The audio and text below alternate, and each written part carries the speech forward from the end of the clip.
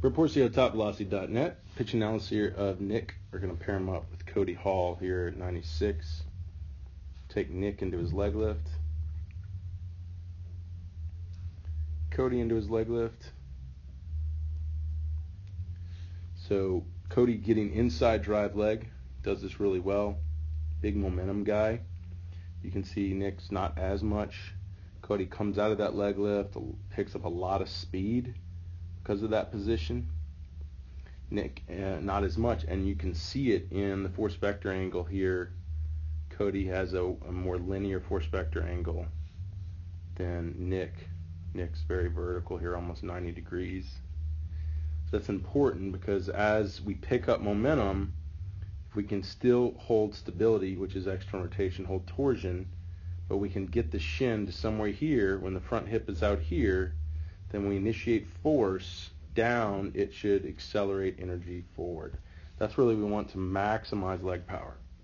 Maximizing leg power, potential energy, is not only going to give us the potential to accelerate more energy to the ball, but also going to have to reduce, it will allow us to reduce the torques and basically forces being used to generate velocity in the arm. So it's going to also be better for the arm. You can see Cody here, somewhat ipsilateral, leaning towards, say, the toes. Also, maybe they're probably even both similar in their trunk position back. So I'd say the trunks are even similar. Cody's going down here.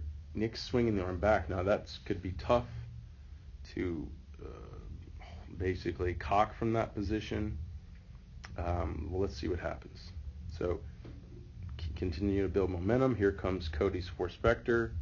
And then as he opens front foot right here, back leg starts, follows and rotates down, but he gets some extension out of the ankle into front foot strike. So, not optimal back leg drive. Cody has tight hips, and to see him do this is exceptional to me, but obviously he had more room to gain. But here's what he was really good at, keeping shoulders in a really good closed counter-rotated position as the hips are driving. We look at Nick as he goes into front foot strike. He reaches the front foot. So this is what happens. If we go back to Cody here, you can see Cody here, front foot is still internally rotated, and here it's open and extended. It's because Cody kept his momentum going. This could wait. When you're stalling out here because you're not keeping your momentum, then this starts to reach to try to help you transfer energy forward. So it's just not going to be a good sign of continuing to accelerate momentum. Now, as he open, knee internally rotates and he drives, so still good power with Nick coming off the rubber here. That's probably why he was, in squatting down, he was able to get good force there in the front foot. But because the front leg had to reach and open early, look at the front foot positions here. This is a closed orientation, so that the femur is actually going towards, say, the dugout. And this is a more open orientation. The femur is pointing probably to the hitter on deck, maybe more to the hitter. So that means this opened early, so that means this got more extended, had more time to reach and pull off the rubber. So as much as you see a good drive here, you see a good drive at this point, you still don't know how much of that was a kicking front leg, a swinging front leg to pulling energy. Was it? And then when you see someone here still internally rotated, you know that there's not much. There's some, but there's not as much front side energy to pull off this plate. So we know that this is a better indication of leg power. Sometimes coaches talk about it, keep your back foot on the rubber. They're just trying to create this late power. They don't want you pulling yourself off. This probably could be happening with the leg power. It could be a combination of both. We really don't want that. We want more drive leg power, kind of peaking that energy, not letting the front side pull that leg from the rubber.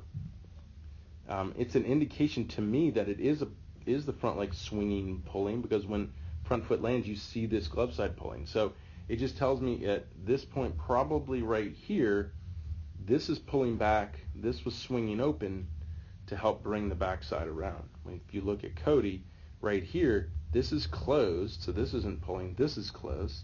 So all the energy has to come from the momentum and this back leg power, which is what he does really well in the front foot.